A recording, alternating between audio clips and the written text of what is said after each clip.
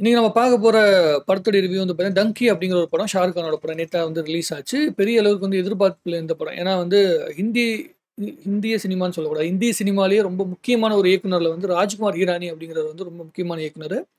சினிமால கிட்டத்தட்ட 20, 25 வருஷமா இருக்கிறாரு. ஆனா வந்து பார்த்தீங்கன்னா, ஒரு 5 படங்கள் தான் பண்ணியிருக்காரு. ரொம்ப ரொம்ப முக்கியமான படங்கள். இப்ப நம்ம தமிழ்ல வந்து வசூல் ராஜா எம்பிபிஎஸ் படம் இருக்குல்ல, அந்த படம் வந்து ஒரிஜினல் பார்ட் வந்து அவர் தான் பண்ணாரு. முன்னா பாய் எம்பிபிஎஸ் அப்படிங்கிற படம் பண்ணாரு. அதோட செகண்ட் பார்ட் வந்து லஹி ரஹம் முன்னா பாய் அப்படிங்கிற ஒரு படம் பண்ணாரு. அப்புறம் நமக்கு எல்லாத்துக்குமே தெரிஞ்ச 3 இடியட்ஸ் படம் பண்ணாரு. பிகே படம் பண்ணாரு. சஞ்சு படம் பண்ணாரு. அவ்வளோதான். அதுக்கப்புறம் இந்த படம் தான்.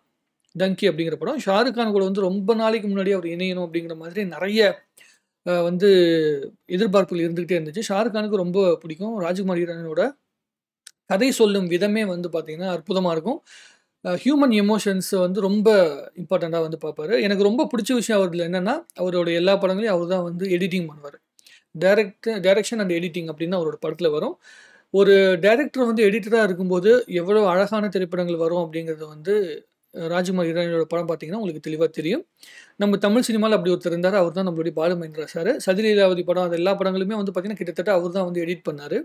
ஏன்னா, ஒரு இயக்குனர் வந்து ஒரு படம் பண்ணி முடிச்ச உடனே அத எடிட் பண்ணும்போது, தனக்கு பிடிச்ச மாதிரி, தான் என்ன வந்து உணர்வுகள்ல வந்து படத்த எடுத்தாரோ, அத வந்து தெளிவா செய்ய முடியும். அதுதான் வந்து எடிட்டரா இருக்கறதுல ஒரு பெரிய அட்வான்டேஜ். ஸோ, அது வந்து இந்த படத்துல பார்த்தீங்கன்னா உங்களுக்கு தெரியும். அவருடைய எல்லா படங்களுமே ராஜ்குமார் ஹிரானியோட எல்லா படங்கள்லயுமே உங்களுக்கு தெரியும்.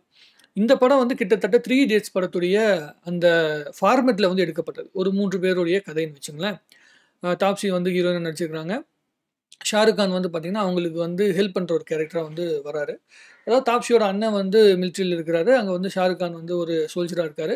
சோல்ஜரா இருக்கும்போது ஷாருக் கானுக்கு அடிபடும்போது அவருடைய அண்ணன் தான் வந்து அவருக்கு ஹெல்ப் பண்றாரு. ஹெல்ப் பண்ணதுக்காக நன்றி சொல்றதுக்காக அவங்களுடைய வீட்டுக்கு போறாரு. வீட்டுக்கு போனா அவருடைய அண்ணன் வந்து வேற ஒரு ஆக்சிடென்ட்ல வந்து பார்த்தீங்கன்னா இறந்து போயிறாரு. இறந்து போன உடனே அவருடைய தங்கச்சியான தாப்ஸி வந்து ஒரு ஆசையில இருக்காங்க. அவங்களுக்கு எல்லாத்துக்கும் என்ன ஆசைன்னா, லண்டனுக்கு போயிறணும். இந்தியாவுடைய லைஃப பிடிக்காம நல்லா சம்பாரிச்சு, தன்னுடைய கடன்ல இருக்கிற தன்னோட வீட்ட வந்து மீட்டெடுத்து, தன்னுடைய அம்மா பேர்ல, இல்ல அப்பா பேர்ல வந்து மாத்தி வாங்கணும்னு சொல்லி தாப்ஸி பானுக்கு வந்து ஒரு ஆசை. அப்ப அவங்க என்ன பண்றாங்கன்னா, லண்டன் போய் நம்ம செட்டில் ஆயிரலாம். விசா வாங்கி செட்டில் ஆயிரலாம் அப்படிங்கிற மாரி ஒரு ஆசை. ஆனா என்ன பண்றாங்கன்னா, லண்டனுக்கு விசா கிடைக்கிறது மிகப்பெரிய ஒரு கேள்விக்குறியா இருக்கு. இங்கிலீஷ் தெரியாம வந்து விசா கிடைக்காது. நீங்க வந்து ஸ்டூடண்ட் விசா மட்டும் தான் வாங்க முடியும். அப்படி இப்படின்னு நெறைய வந்து கேட்டகரி இருக்கு. இப்ப ஃபர்ஸ்ட் ஹால்ஃப் ஃபுல்லா எப்படி போகுதுன்னா, ஃபர்ஸ்ட்டு ஆ இவங்களுக்கு வந்து அந்த லண்டன் மேல வந்து ஏன் ஆசை வந்துருச்சு? அவங்களுடைய வாழ்க்கையில இருக்க பிரச்சனைகள் என்ன? ஒவ்வொருத்தவங்களோட குடும்பம் எப்படி இருக்கு? அந்த குடும்பத்துக்குள்ள இருக்க ப்ராப்ளம் என்ன? அப்படிங்கிறதெல்லாம் வந்து எவ்வளவு தூரம் காமெடியா சொல்ல முடியுமோ, அவ்வளோ காமெடியா வந்து சொல்லியிருக்கிறாங்க. குறிப்பாக வந்து அந்த விசா இன்டர்வியூக்கு போவாங்கல்ல, அந்த இன்டர்வியூல நடக்கிற காமெடியா இருக்கட்டும், அப்புறமேட்டு அவங்க இங்கிலீஷ் கத்துக்க போறாங்க.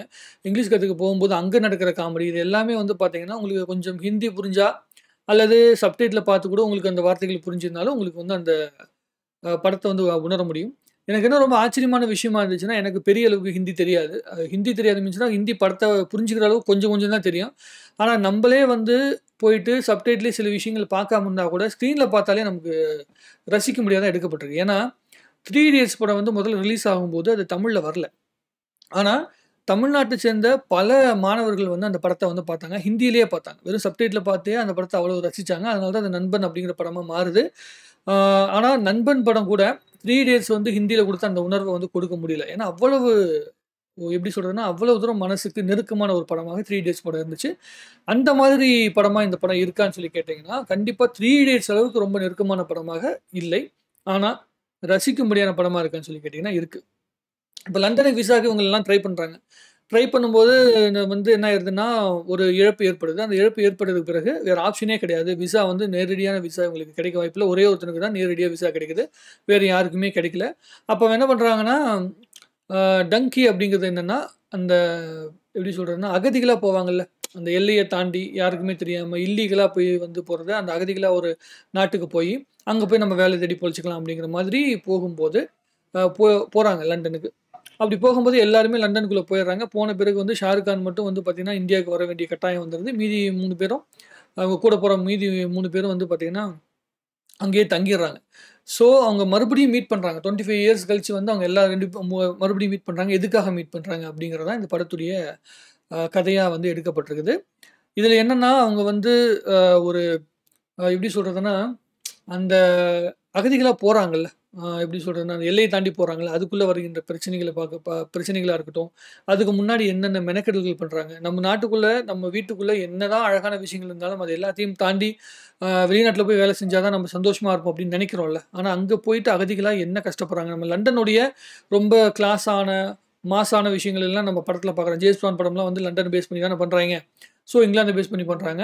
ஸோ அதெல்லாம் பார்க்கும்போது இருக்கிற லண்டன் வேற. ஆனா அங்க வந்து அகதிகளா இருக்கிற மக்கள் படுகின்ற பாடுகள்லாம் ரொம்ப வித்தியாசமான அ இடத்துல இருக்கிறாங்க. நம்ம நினைக்கிறத விட ரொம்ப மோசமான நிலைமையில இருக்காங்க. அது எல்லாமே படத்துல வந்து போர்ட்ரேட் பண்ணி எந்த அளவுக்கு காட்ட முடியுமோ அந்த அளவுக்கு காட்டியிருக்காங்க. ஒரு கமர்ஷியலான படத்துக்குள்ள என்ன காட்ட முடியுமோ அது அந்த அளவுக்கு காட்டியிருக்கிறாங்க. ஒரு மெசேஜ் சொல்ற படம் அப்படிங்கிற விஷயத்த விட, இது மெசேஜுக்குள்ள கொஞ்சம் ரசிக்கும்படி எடுத்த படமாக எனக்கு தெரிஞ்சது. ஷாருக் கான் படம் வந்து இதுக்கு முன்னாடி வந்த 2 படங்கள் மிகப்பெரிய பிளாக் பஸ்டர் ஆச்சு. அந்த படங்கள் அளவுக்கு பயங்கரமான படமா இது இருக்கான்னு சொல்லி கேட்டீங்கன்னா கிடையாது. கொஞ்சம் ஆவரேஜா அப்படின்னு சொல்றத விட கொஞ்சம் எபோவ் ஆவரேஜ் படமாக இது இருக்கு. அதுல மாற்று கருத்து கிடையாது. ஆனா ஒரு முறை கண்டிப்பாக பார்க்கக்கூடிய அளவிற்கு தான் இருக்கு. ஃபர்ஸ்ட் ஹால்ஃப் போன அந்த வேகம், ஃபர்ஸ்ட் ஹால்ஃப் வந்து கொண்டு போன அந்த விஷயம் வந்து செகண்ட் ஹாஃப்ல கொஞ்சம் இடங்கள்ல வந்து கொஞ்சம் ஸ்லோவாயிருச்சு. சில நடிப்புகள் வந்து பார்த்தீங்கன்னா, நமக்கு வந்து கொஞ்சம் மனசுக்கு நெருக்கமா இல்லாத மாரி இருக்கு. ஷாருக் கான் வந்து ஒரு ஆக்சென்ட் ட்ரை பண்ணியிருக்காரு. அது பஞ்சாபி ஆக்சென்ட்னு சொல்றாங்க. அது வந்து சரியா ஒர்க் அவுட் ஆவலன்னு சொல்லி வந்து நெறைய பேர் ரிவ்யூல சொல்லியிருக்காங்க. எனக்கு அந்த பஞ்சாபி ஆக்சென்ட்டும் தெரியாது, ஹிந்தி ஆக்சென்ட்டும் தெரியாது. ஆனா பேசும்போது கொஞ்சம் வித்தியாசமா பேசுறாரு. நார்மலா வந்து பேசுற படங்கள்ல இருந்து கொஞ்சம் வித்தியாசப்பட்டு பேசுறாரு. இங்கிலீஷ் தெரியாதவன் வந்து பார்த்தீங்கன்னா, எப்படி இங்கிலீஷ் பேசுவான் அந்த மாரி தான் பேசுறாரு. அது வந்து அவங்களுக்கு கொஞ்சம் மனசுக்கு சரியா ஒத்துக்கல அப்படிங்கிற மாரி நான் நெனைக்கிறேன். ஸோ அத தான் நெறைய பேர் வந்து ரிவ்யூல எழுதியிருந்தாங்க. ஸோ எனக்கு அப்படிதான் தோணுச்சு பார்க்கும்போது.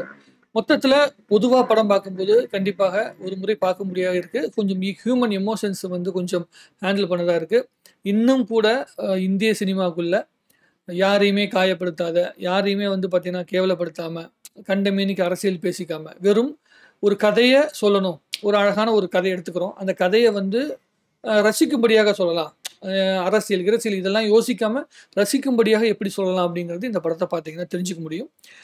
இன்னும் கூட இந்த ரீஜினல் மூவிஸ்ன்னு சொல்றாங்கல்ல, இந்திய சினிமாக்கு இந்திய மண்ணுக்குன்னே ஒரு சினிமா இருக்குல்ல, அந்த சினிமாவ இன்னும் உயிர்ப்போட இந்த படம் வச்சிருக்கு அப்படின்னு சொன்னீங்கன்னா, அது மிகையில்ல.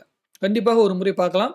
சப்டைட்டில் பார்த்து ஹிந்தி படம் பார்க்குற அளவுக்கு உங்களுக்கு வந்து பொறுமை இருந்துச்சுன்னா, கண்டிப்பா இந்த படத்த வந்து நீங்க பக்கத்துல இருக்க தியேட்டர்ல போய் பாருங்க. உங்களுக்கு கண்டிப்பா ஒரு என்டர்டெயின்மென்ட் காத்துட்டு இருக்கு அப்படிங்கிறதுல மாற்று கருத்து கிடையாது. பார்த்துட்டு உங்களுடைய கருத்துக்கள எழுதுங்க. மீண்டும் நாம அடுத்த வீடியோல சந்திப்போம். நன்றி. வணக்கம்.